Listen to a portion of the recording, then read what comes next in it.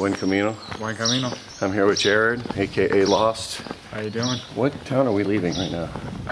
It's It starts with an H. Hontanas. Hontanas, okay. Today's a hot day. We're hoping to get out anywhere from 25 to 30K. So tell me a little about you, Jared. Where are you from? I'm from Phoenix, Arizona. Travel quite a bit, but that's my home base.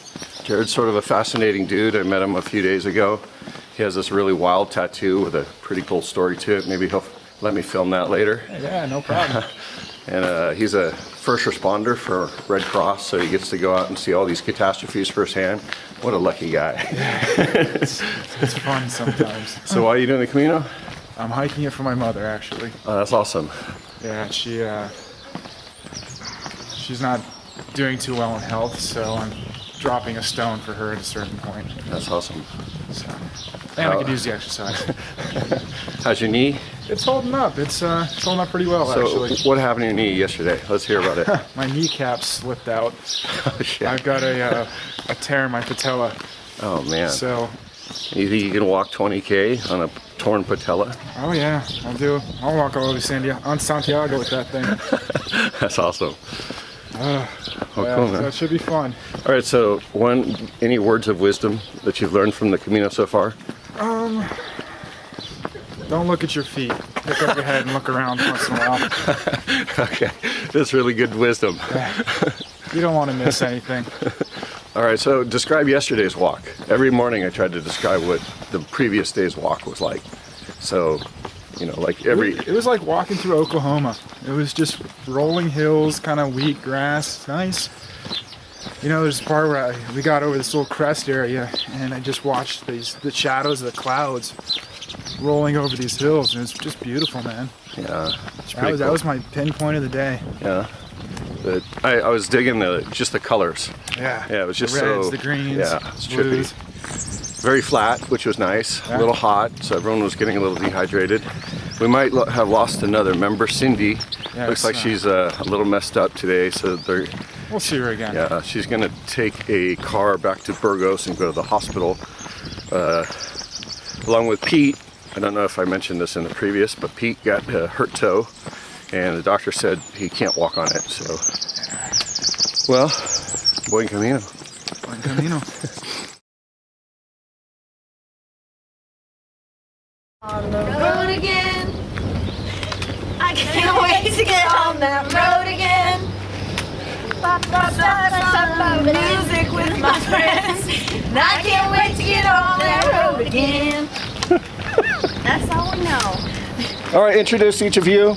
This is the Cola Girls. Cola gang. Cola gang. Cola gang. Reese Start Cola. with here. Reese Cola. LaDonna. I am LaDonna from Georgia. I have a jacked up pack. Also known as Mochilla Grande. I'm Jade from California. I talk in my sleep. She said, "I'm Jade from California," very loud in the middle of the Albergue last night, just to make sure everybody knew she was from California. I just want to make sure that everybody knows. Also known as Baby Jade. Baby Jade. Baby Jade. And I'm Jessica from Colorado, also known as Mademoiselle Liquifie.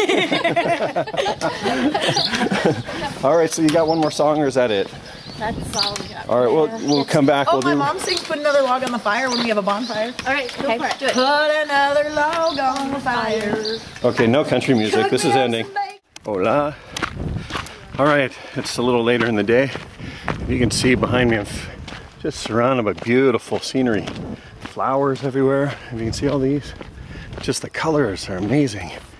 This is the trail, and it's pretty wide open.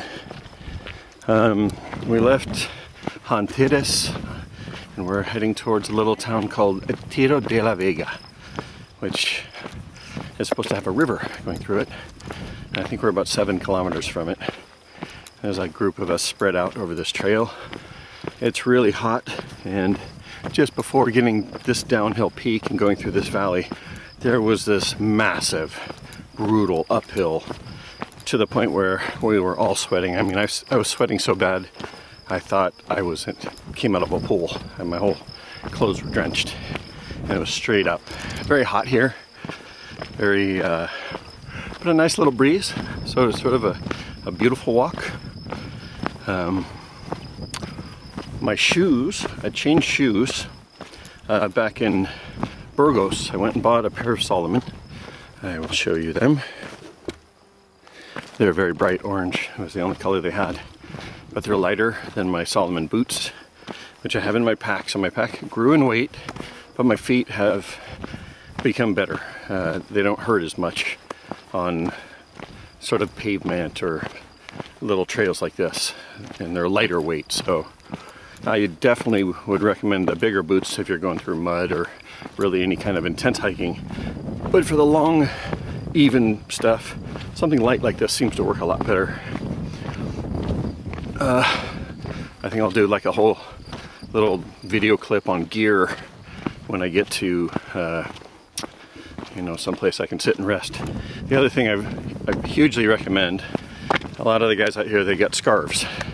The scarves do a number of great things. One is it keeps the sun off your neck, which is where I got brutally sunburned. It also, you can wet it, leave it around your neck, it keeps you cool. And there was this one area where it's like we were going through just waves and waves of bugs, and they'd get in your mouth. So if you put a scarf over your mouth, suddenly you're safe from bugs. So I would highly recommend having a scarf while doing the Camino de Santiago. You can have multiple scarves. Seems like they're good ideas all the way around. So little tool, little tip for things to bring. I think that's it for now. I mean, I'm just sort of soaking up this beautiful scenery, trying to get there because the heat is coming. It's just getting really warm out here, but I feel good. I feel wonderful. So buen camino.